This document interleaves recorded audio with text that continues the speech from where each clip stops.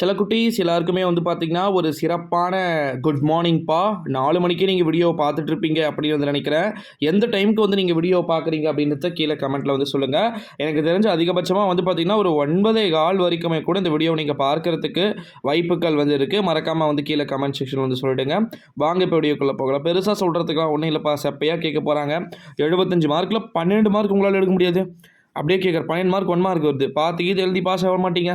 Reality இதுதான் அங்கே நடக்க போகுது. என்னதான் வந்து நல்லா எழுதுன்னு சொன்னாலும் பசங்க அதில் பிட் அடிக்காமல் இருக்க போகிறீங்களா? கண்டிப்பாக பார்த்து எழுதுறது, கேட்டு எழுதுறது எல்லாமே நடந்துக்கிட்டு தான் இருக்க போகுது.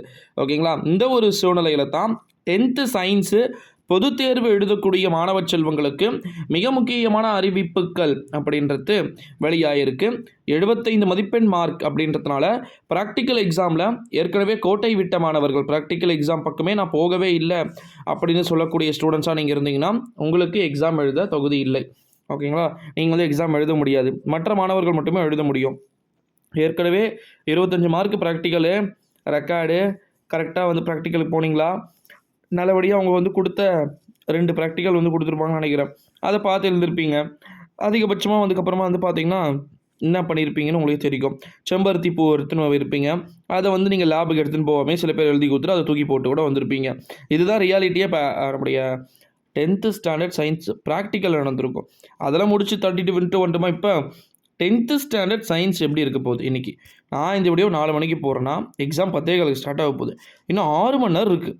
நீங்கள் எப்போ பார்க்குறீங்கன்றத கமெண்ட்டில் சொல்லிவிட்டு இன்னொரு இம்பார்ட்டண்ட்டான ஒரு நியூஸ் என்ன அப்படின்னா, 10ஆம் வகுப்பு அறிவியலை பொறுத்த வரைக்கும் இதுவரை கடினமாக கேட்கப்பட்ட பார்ட்டாக எது இருக்குன்னா 2 மார்க் மேபி இருக்கலாம். ஏன்னா 2 மதிப்பெண்ணை பொறுத்த வரைக்கும் கடைசி நேரத்தில் கூட எதனா வந்து பார்த்திங்கன்னா புக் பேக்கில் இருந்து கேட்கப்படாமல் புக்கு உள்ளே இருந்து கேட்கப்பட்டிருக்கிறதுக்கு நிறைய வாய்ப்புகள் வந்து இருக்கலாம். இந்த ஒரு சூழ்நிலையில் தான் 10th சயின்ஸ் எக்ஸாம் ஓகேங்களா, பொதுத் தேர்வு எழுதக்கூடிய ஒரு விதமான மாணவ செல்வங்களுக்குமே நேரமின்மைன்றது தூக்கி போடுங்க. 2 மணி நேரத்தில் முடிச்சுட்டு நீங்கள் தூங்குவீங்க. அதுதான் நடக்கும். நான்லாம் வந்து பார்த்தீங்கன்னா 2 மணி நேரம் ஒரு 10 நிமிஷத்துலேயே முடிச்சுட்டு நான் தூங்கிட்டேன்.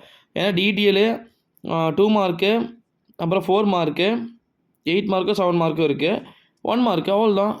சிம்பிளாக முடிச்சிடலாம். 75 மார்க்குன்றது ரொம்ப ரொம்ப கம்மி. 10த்லேயே வந்து நீங்கள் எழுதக்கூடிய சப்ஜெக்ட் இதுதான் ரொம்ப கம்மி. ஏற்கனவே இப்போ வரைக்கும் வந்து நம்முடைய 12th ஸ்டாண்டர்டுக்கு பேப்பர் வேல்யூவேஷன் ஏப்ரல் 2ஆம் தேதியே ஸ்டார்ட் ஆயிடுச்சு. இன்றைக்கி டேட் ஏப்ரல் 4, வியாழக்கிழமை வந்துட்டு நம்ம இன்றைக்கி. ஓகேங்களா? அடுத்தது 11th ஸ்டாண்டர்டுக்கு வர ஸ்டார்ட் ஆக போகுது. அது முடிச்சிட்டாங்கன்னா ப்ரோ அப்போ எங்களுக்கு உங்களுக்கு வந்து பார்த்தீங்கன்னா ரிசல்ட் டேட்டுக்கு முன்னாடி மேபி ஒரு 2 நாள் எனக்கு தெரிஞ்சு தொடங்கலாம். இல்லை அப்படின்னா 19ஆம் தேதிக்கு பிறகு தான்ப்பா உங்களுக்கு வந்து டிக் பண்ண ஸ்டார்ட் பண்ணுவாங்க 10th ஸ்டூடெண்ட்ஸுக்கு. 10த்துக்கு பெருசாக இருக்காது. வெறும் ஒரே ஒரு 5 சப்ஜெக்ட் தானே. Tamil, English, maths, science, social science அவ்வளோதான். அதில் சயின்ஸ்லாம் ஒரே ஒரு நாளில் வந்து பார்த்திங்கன்னா முடிச்சிருவாங்க. ஓகேங்களா? ஸோ அதனால் வந்து நீங்கள் பெருசாக பயப்பட வேண்டிய அவசியமே வந்து கிடையாது. அடுத்த ஒரு இம்பார்ட்டண்ட்டான ஒரு நியூஸ் என்ன அப்படின்னு வந்து பார்த்தீங்கன்னா 7 மார்க் கொஸ்டின்ஸ் 3 எழுதணும். ஞாபகம் வச்சுக்கோங்க. 3 7 மார்க் கொஸ்டின்ஸில் 6 கொடுப்பாங்க. ஒரு பார்ட்டுக்கு 2 பார்ட் கொடுப்பாங்க. அந்த 2 பார்ட்டில் எதனா ஒரு பார்ட் எழுதினாலே வந்து போதுமானது அப்படின்னு வந்து சொல்லலாம். ஈஸியாக வந்து மார்க் எடுத்துடலாம். மார்க்குக்கானதை விட தாண்டி இதில் பெருசாக உங்களுக்கு நான் சொல்ல வேண்டிய அவசியமே வந்து கிடையாது. அப்போ தம்ப்லைனில் எதுக்கு ப்ரோ ஆன்சர் கீ அப்படின்னு சொல்லிட்டு போட்டிருக்கீங்கன்னா 10th ஸ்டாண்டர்ட்ஸ்க்கு வந்து நம்ம பார்த்தீங்கன்னா சயின்ஸ் ஆன்சர் கீன்னு போட்டிருப்போம். அதுக்கான ரீசன் என்னன்னா இந்த வீடியோ நீங்கள் 4, 4:30, 5, 5:30, 6, 6:30, 7, 7:30, 8, 8:30, 9, 10, 11 கூட பார்ப்பீங்க.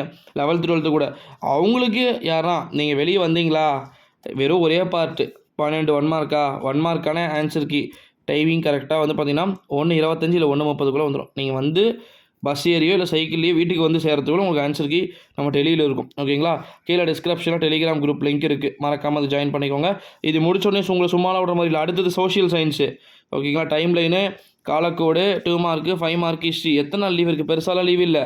4, 5, 6, 7 3 நாள் தான் லீவு. அந்த 3 நாள் என்னென்னா ஃப்ரைடே, சாட்டர்டே, சண்டே 3 நாள் தான் லீவ். இந்த 3 நாள் லீவு முடிச்சிட்டிங்க அப்படின்னா முடிந்தது சோழி உங்களுக்கு. அதனால் வந்து சீக்கிரமாக மறக்காமல் வந்து சோஷியல் சயின்ஸ்க்கு வந்து படிக்க ஆரம்பிங்க. இந்த வீடியோவை உங்கள் ஃப்ரெண்ட்ஸ் அண்ட் ஃபேமிலி எல்லாருக்குமே ஷேர் பண்ணுங்கள். Last day exam, first day public எழுதி முடிச்சுட்டு லாஸ்ட் டே எக்ஸாம், அடுத்து சோஷியல் சயின்ஸு முடிச்சிட்டிங்கன்னா தட்டி தூக்குங்க. ஓகேங்களா? சில குட்டீஸ் இந்த வீடியோவை உங்கள் ஃப்ரெண்ட்ஸ் அண்ட் ஃபேமிலி எல்லாருக்குமே வந்து ஷேர் பண்ணிக்கோங்க. அடுத்த வீடியோவில் ஆஃப்டர்நூன் 2:30 வந்து சந்திக்கலாம். Thank you so much.